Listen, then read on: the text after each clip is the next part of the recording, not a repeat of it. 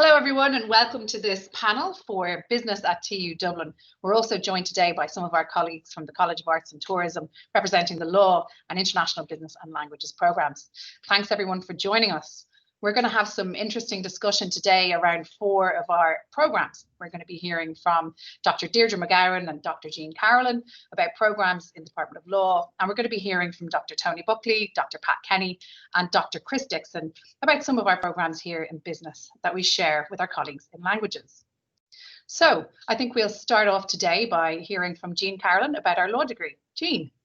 Thanks, Attain. Hi, everyone. My name is Jean Carolyn, and I'm the Programme Chair of TU 918, which is the 3-year LLB programme in law.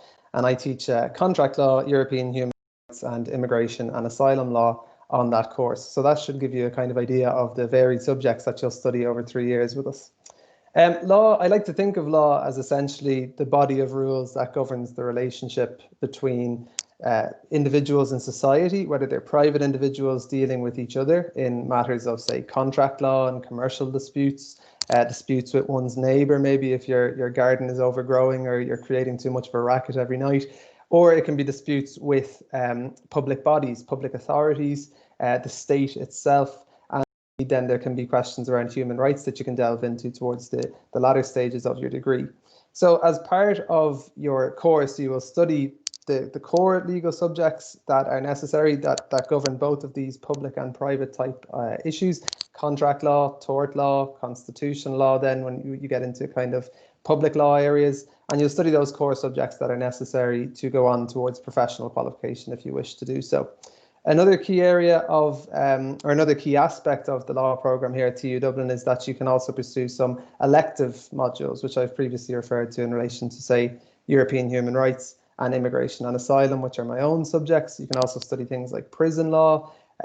We have a module in alternative dispute resolution. So there's lots of avenues for you to maybe diversify and specialise in other areas that you might be interested going forward into your own future. In terms of the students that might be interested in studying law, if you have an interest in reading, if you're particularly strong in maybe the study of English, law is a good subject for you. Law, essentially, I think people don't often realise it, but law is essentially a language of its own. And a lot of the issues in law are issues of interpretation and interpreting language and how we interpret language, what kind of meanings we attach to certain words and so on. It, of course, doesn't hurt if you have an interest in current affairs, if you keep an eye on what's going on in politics, and you know, if you tend to keep abreast of debates that are going on every day in society, then law is certainly a subject that will appeal to you, because law essentially regulates the values that we have as a society and how we want to maybe police certain issues or regulate certain issues. So those kinds of interests are certainly a strength if you want to study law. In terms of the skills then that you might come out of the programme with, legal graduates are very much valued for their ability to think like a lawyer. This idea that you can approach a very complex problem, isolate it into its constituent parts, and come up with some kind of a solution based on a clear-headed, logical approach to this maybe complex, maybe very emotional problem. So that's increasingly sought after, not just in the legal profession itself, where it's essential, but in a whole range of sectors. The public sector, you can go into compliance and regulation, you could even go into PR and journalism if you so wish. So between what you study and the kind of skills that the study of law rewards, I think the career possibilities are endless, and it's a very strong degree to pursue if you want to keep your options open, if you don't just want to go down the professional route. So I think I'll leave it there. If maybe Hamza, our student rep, wants to pick up on any of those themes. That's great. Thanks, Jean. We're also joined by Hamza. Hamza, tell us a little bit about your experience with the programme. Hi, my name is, well, as previously mentioned, Hamza Kosa. I'm from third year law, TU 918, and I've had a pretty good experience in my 3 years being in TU Dublin. When I first joined, it was DIT, and I've really enjoyed my law modules. I do law, but I've enjoyed law as a whole. One thing I really liked about the TU Dublin way of teaching was that it was so personal. It was like every person was a person. We weren't just a big group of people being taught. It was like we were individually being taught. And I've had lectures where lecturers would look out for who looked like they were understanding what was going on, and then they would ask them questions, and if they didn't know the answer, it wasn't like they'd be like, how would you say it, like they weren't being like, it wasn't like an inquisition, it was like they were trying to get them to get the answer. It wasn't like, it was like, oh, you don't know. It was like, we're trying to get you there. So they would indicate how you get to the answer. They wouldn't just give it to you. And it kind of felt like it was so active, and more so than other experiences I've had. I did spend a year abroad before joining TU Dublin, and the university I was in, it was not like that. It was like a group of 400 people in a lecture room. And if you didn't know something, you could not go and find out what it was, because the lecturers would really only answer stuff beforehand or during, and not so afterwards. And I've had a lot of classes in TU Dublin where after my lectures have ended, I've talked to lecturers for 5 or 10 minutes about a certain topic that I don't really fully understand, or something I haven't really fully grasped, or just want to kind of understand more. Our lecturers are also really accommodating when it comes to responding to us when we have issues. Anytime there is anything that like we need to ask, we can email some lecturers, and some lecturers give their numbers as well, and it makes them really accessible and really personable, and it makes it very easy for us to talk to them and just have a better relationship between student to lecturer. It just feels so much more personal and more I don't know, you can learn more, I guess. And I think that is one of the big strengths of TU Dublin. It's just smaller classroom sizes, generally speaking, have just made it equally like better for us to learn things. That's great, Hamza. Thanks so much for sharing your experience. We might turn now to Dr. Deirdre McGowan, Head of the Department of Law, to hear a bit more about the Law and Languages programme. You're on mute, Deirdre. Hi. So I'm going to talk about the Law and Languages programme, which is TU 917. Now, this programme just started this year, so it's a brand new programme, and it's a 4-year level 8 honours degree, and it's really for students who are interested in an international career path, and particularly for people who might be interested in careers with the European Union or other transnational organisations, as for example, the United Nations or things like that, or the World Health Organization, which is very much in the news these days. As well as the language, it also provides a foundation for international legal practice. So if you want to practice in international law or law with an international angle, either in Ireland, other common law countries, so that would be the UK, Australia, New Zealand, the US, or across the EU, then this is a really good program for you. So if you're interested in studying this program, really we would think that you need to have an interest in language, is really important. So you obviously should have done, you need to have a language for Leaving Cert, you need to have achieved a H4 in that language, but you also have to be genuinely interested in the language and also in the culture that surrounds the country whose language you're learning. Also, because there's obviously law, you need to be interested in how society functions and how society functions within a system of rules. History is a helpful subject. A lot of people ask, do you need to have done history to study law? It's a really useful subject because it gives you an indication of the level of reading that you're going to have to do when you come into law. But it's not required. It's not essential. A lot of students don't have law. But you do require H4 in English or Irish also. So you do need to have really quite strong language skills. And as Jean mentioned earlier, law is really a language in itself. It's a similar type of discipline, although obviously there's lots of rules and techniques laid over that. So if you study law with a language with us at TU Dublin, you will achieve, the aim is that you achieve a C1 level in the language of your choice. So if you want to just check that across other programs, so that brings you close to a functional fluency. And Chris will talk more about the language provision on when we're talking about the international business program. But it also brings with this high level of analytic and problem solving skills that you get when you study a law degree. So the Law and Language Programme, like the LLB, is a full law degree. It covers all the subjects you need to enter the solicitor's profession in Ireland, and it's also improved by King's Inns for admission to barrister training. That's also the case with our business and law degree. So an important element of this course is a mandatory year abroad, which you take in year 3. And students travel abroad to study in one of our partner universities in France, Germany, or Spain. So for the law program, these universities include the Sorbonne one in Paris, in Münster in Germany, Oviedo and San Sebastian in Spain, and we have a few others throughout those 3 countries.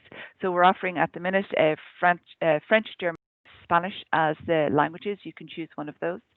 And just to reassure students that I have personally visited all of the partner universities and I have personally checked out their law departments and their language departments to see just how they're set up for welcoming our students. I've chosen them on the basis of how well they can host our students, you know, in terms of the accommodation that's available, you know, the cities being navigable, also just the different that they offer to our students. So they have been handpicked. They're not just random. I have actually looked at them. I've spoken with the staff and I've, you know, seen the clear pathways that our students will have when they go to the other countries. When you travel abroad, you can study law and language, and a lot of the universities do offer law through English as well as language. We will be advising students before they travel as to what is the most appropriate university for them and what subjects they should be taking when they get there. So just in terms of the course itself, there are between 18 and 20 contact hours per week in this programme. Language, again, as Chris will speak to later, does have quite a lot of contact hours that's necessary for learning a language. Law has less so, but law then has a lot of reading and other assignment work that you need to do. So there will be quite a lot of self-directed reading and assignments outside the contact hours, much more so maybe than you would have in other programmes. So just in terms of opportunities when students are finished, students can proceed to the Irish legal professions, but they can also, they're also eligible to compete for EU and Irish public service positions. You can proceed to postgraduate courses in law or translation, and also be well placed to take postgraduate courses internationally. Students can also apply for work with technology companies. There are a lot of those in Ireland that require both Ireland language and legal expertise in their compliance and privacy roles. And Ireland has a large industry in this. Across the technology industry, because we are the hub for a lot of international technology, and obviously that's very highly regulated, there are a lot of opportunities for law and particularly law and languages graduates in those industries. So that's it for me. We don't have a student because the students just started a few weeks ago, and we didn't want to, they may not have had the most representative experience so far, but we'll come back to that later on. So that's all I have to say. Thanks very much. Thanks a million, Deirdre, and it's great to see such a new and exciting programme. I'm sure a lot of students who are interested in the international study abroad element of these programmes are thinking about how COVID-19 is going to influence their choice, or it's going to have an impact on their programme. Now, I know that the study abroad opportunity, both on the Law and Languages programme and on the International Business and Languages programme, takes place in year 3. So students who are coming through the CAO in the next academic year won't be needing to consider this factor until year 3, although it is fair to say that almost all of our students did proceed with their study abroad this year. And of course, we worked very closely with both the students and the universities to ensure that this was a safe option, as well as making sure that we could provide for them here if we needed to. And Chris is going to speak to us a little bit later on in today's panel about the languages side of these programs. So for now, we might stay in the law area. We've got Dr. Pat Kenny, not that Pat Kenny, our Pat Kenny, a joke that never gets old. And Pat is here to talk to us about TU 904, the Business and Law program. Pat. Hi, thanks, Attain. Yes, so Pat Kenny is my name. I'm an assistant head of school of the School of Marketing, and I'm program chair of TU 904, the degree in Business and Law. And this is a program we're very proud of in the College of Business and our relationship with the School of Law on this particular program. So both Jean and Deirdre have spoken to you about law. And this is essentially a program that combines law with business. So it's a 4-year program. And in those 4 years, you've all the opportunities to study all of the law modules that have already been discussed, to get a good understanding of business in all of the different business disciplines or areas that you might be interested in. So whether you're interested in management, in marketing, in strategy, in supply chain and logistics, human resources, accounting and finance, enterprise studies, etc. This is a program that combines or provides opportunities for you to study all of those different areas and allows you essentially to specialize if you wish to do so. A qualification in business and law, I think, is a very exciting and very valuable qualification There are a lot of areas of law that touch upon business, but there are a lot of areas in business that have an interface with law. And I think that the thinking and analytical skills that one acquires in studying law are very, very helpful when one looks at business problems. And I think that students who have a law background bring particular strengths to any business subject and to any business enterprise. So if you're interested in a career in law or in business, or even if you're not sure which, I think this is a great qualification for you to pursue. Any law career is open to you following on this program. So as Deirdre says, the degree is a recognised program for King's Inns if you want to become a barrister. And we also cover all of the modules that you need, all of the subjects that you need in order to sit the entrance Law Society. But the Business and Law program TU 904 also provides you with exemptions for professional accounting bodies. So if you're interested in going down the accounting route, we can also equip you for that. And I think having that law background is also particularly valuable in the accounting area. The program itself is a 4-year-long program. In the first year, you will primarily focus on business subjects with a little bit of law, and then in second year it flips. You will primarily focus on law subjects with a little bit of business, and then in years 3 and 4 you've got a wide degree of choice. At that stage you'll have a better idea whether you want to really focus in on business, and in particular what area of business, or whether you want to focus in law and develop your career in that way. There are exciting opportunities for a year abroad. It's not compulsory, but it is an option that is open to you. We've quite a number of business and law students who take that year abroad opportunity each year. And then as you progress in the program, there are other exciting opportunities that we offer in the College of Business. For instance, one thing that we're very proud of is our involvement in international strategy and case study competitions. And each year we send a number of teams of students, including students from TU 904, to international case study competitions. And I have to say TU Dublin is one of the very few Irish universities that takes part in this type of activity. So we will regularly send students to Canada, to Europe. We were due to go to Australia this year, but COVID put a stop on that. But hopefully next year that will be a possibility for us. And students meet with students from other top universities around the world and spend about a week working on business problems and business case studies, competing at a very, very high level. And what we found is that students who've taken those opportunities have really, really golden material on their CVs and often go into some of the top business consultancy companies in the city. So that is a great opportunity that we are very proud to be able to offer to students on TU 904 if they're interested in taking that. There's no need to have studied business beforehand if you want to take TU 904. Just having an interest in either law or business is sufficient. We're joined today by Nisha Finney, who's a second-year business and law student, so she may wish to say a few words about her experience. Hi, my name is Nisha Finney. I'm in second year at TU 904, and my experience in business and law has been amazing so far. The teachers are incredible. They put so much effort into every class that they do. It's just, even with the COVID experience, it's clear that the teachers and the lecturers are doing everything that they possibly can to make this still a normal year where you're getting the most learning experience out of it. My experience first year was amazing. Business and law, the course is designed in a very particular way where it's meshed together quite nicely, and there's a really good balance throughout first and second year so that you really get it to grips with the specific law characteristics and things that you need to know for law, but you're also getting quite in depth with the business side. Of course, as Pat mentioned, there's loads of opportunities. I plan on doing a summer internship with Matheson this summer, and for the Erasmus next year. I hope to partake in the case study, the international case studies, in a few years, and hopefully if I'm allowed. But I really, really think that this course is good for people who have a slight business interest. I did, and as Pat mentioned, I didn't do business in Leaving Cert, but I knew I wanted to partake in it. I knew I wanted to go forth in that for my business, my career. And I had, I'm quite one of those people who love debating, arguments with my parents, that type of way. I knew I loved the law characteristics.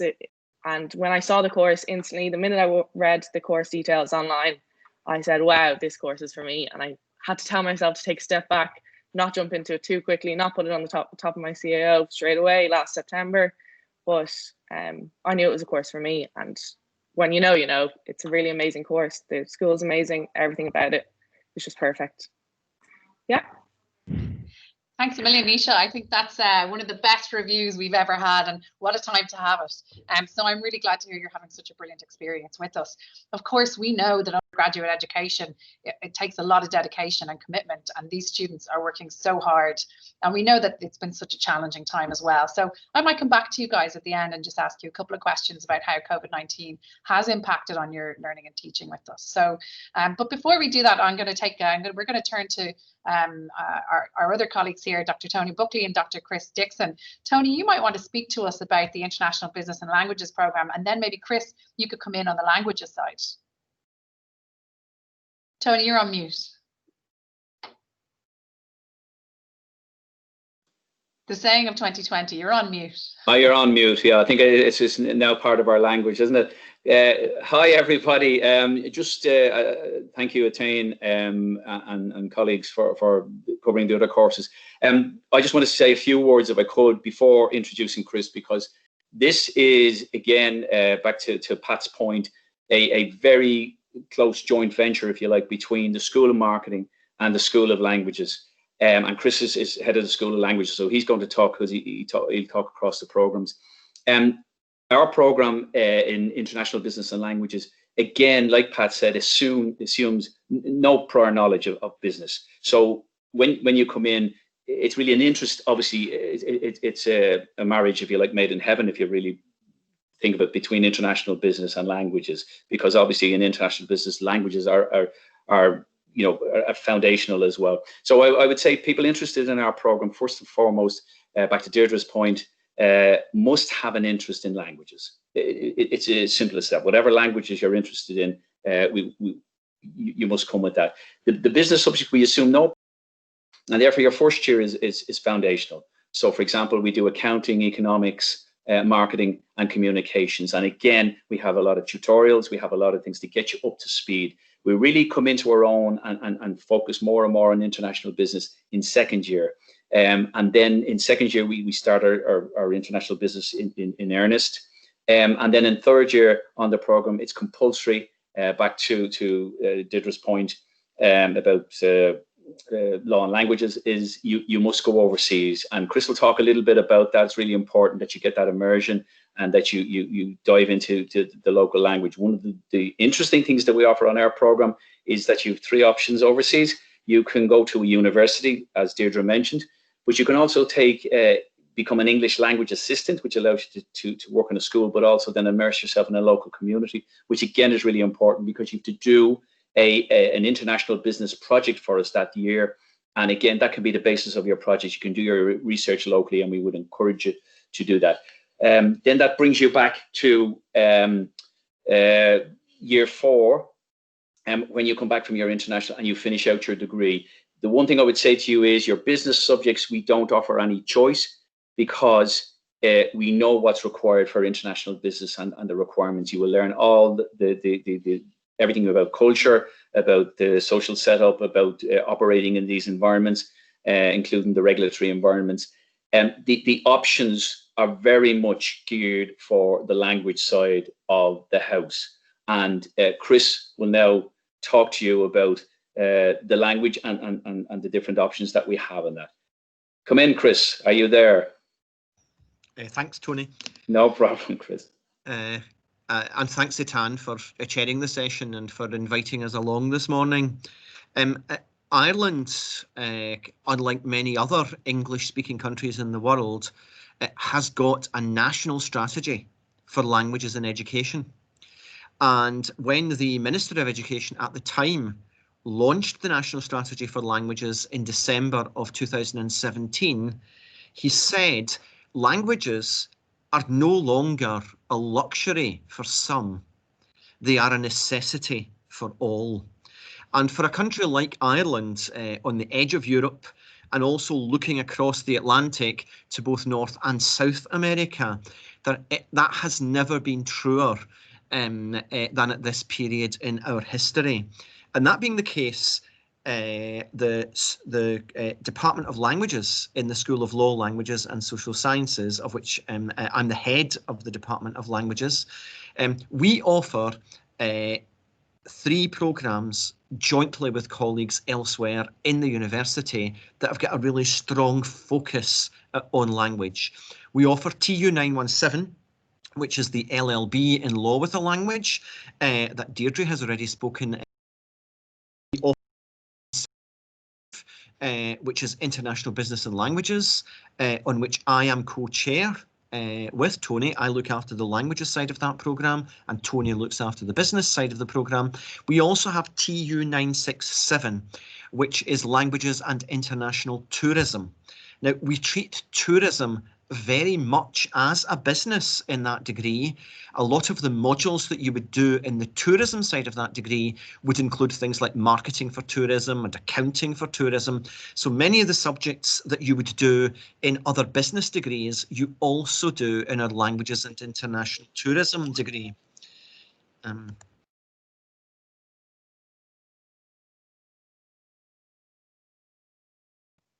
Oh, well, I think we have lost Chris there for a second.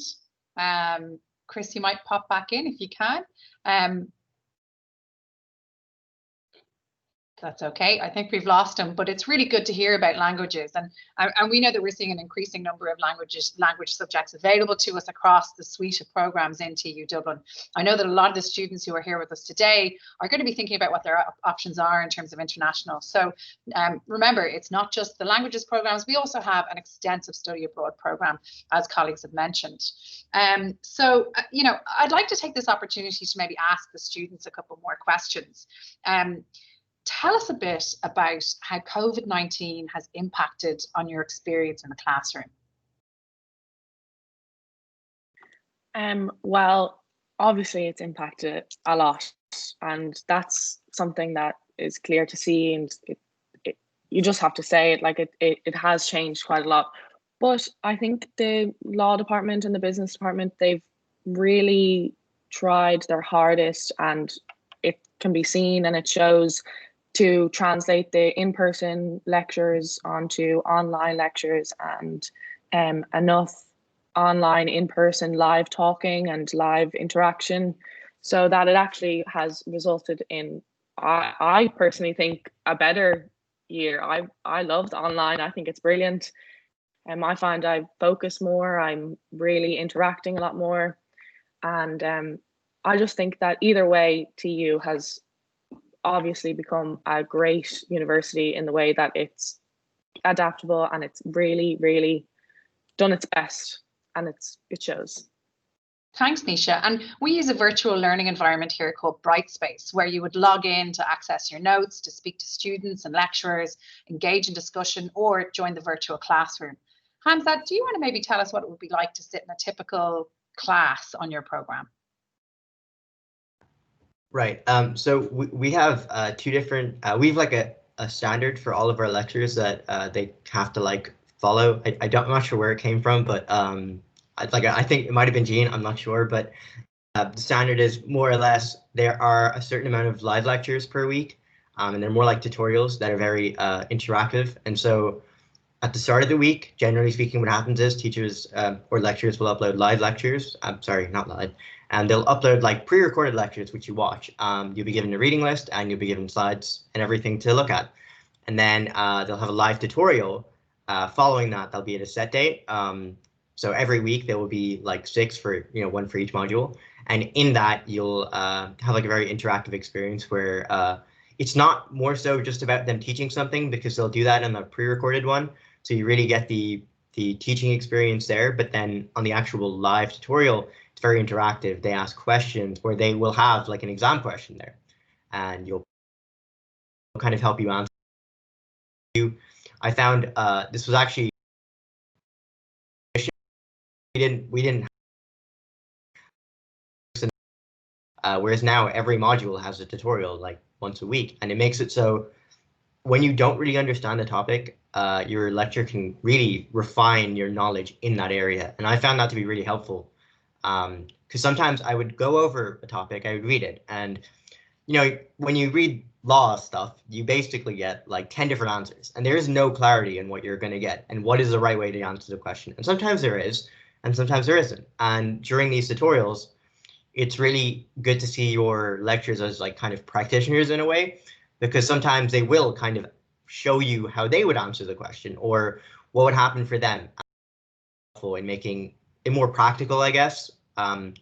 I always was like weaker with problem solving questions before, and now I feel like I really caught up because of the fact that these tutorials are so consistent and they're such fluency with how they work with our normal week-to-week learning. And I find the new method of teaching has kind of took an improvement from what was there before. I really like lectures and live lectures. Obviously, they are kind of better, but the way they've adapted and had these live tutorials and then these pre-recorded lectures, because not everybody has the time to sit there for 3 hours a week per lecture, which is like 18 hours. Not everybody has 18 hours that just work with the lecture schedule, So the pre-recorded lectures have really helped with that, because if you're too busy to attend a tutorial or you're too busy to make a certain timing, you can watch the pre-recorded lecture at whatever time suits you. Maybe you're free at like 9 p.m. and you're not free the rest of the day because you're working. And I found that to be really helpful. It was like a really good way to adapt. And I really liked the fact that it was uniform across every lecture, It was like they were so coordinated in how they did everything, and it just made it work better for everyone. It was like across the board, just, better than it could have been if that weren't the case. Thanks, Hamza. It's great to hear that we're learning new tricks about connectivity and collaboration online. And I know my colleagues here will attest to it. A lot of this is going to come through when we go back to what we're more used to. I suspect it'll be somewhat more blended and really take advantage of all these skills that we're building up. But remember that all of these skills around online collaboration, operating virtually, are things that are going to really be a strength for you when you do start to look for those jobs in a couple of years' time. Guys, we're running out of time, so I'm going to wrap it up there, but I just want to thank everyone for their participation today. If you're here and you're interested in hearing a bit more about the key features of business at TU, you can pop into our other talk with our Business at TU academics, where you'll be hearing all about a lot of what we've spoken about today, our practice focus, what it's like in the classroom. You'll be hearing a bit more about study abroad, and you'll get to meet some lecturers from across the university. We also have a student panel where you can hear more from the likes of these guys about what actually happens under the hood. You can hear from people about what their daily workload is, about their assessment, and how much they enjoy or not the approaches that are taken. We're going for a warts and all approach, so please click into the panel and hear from our students.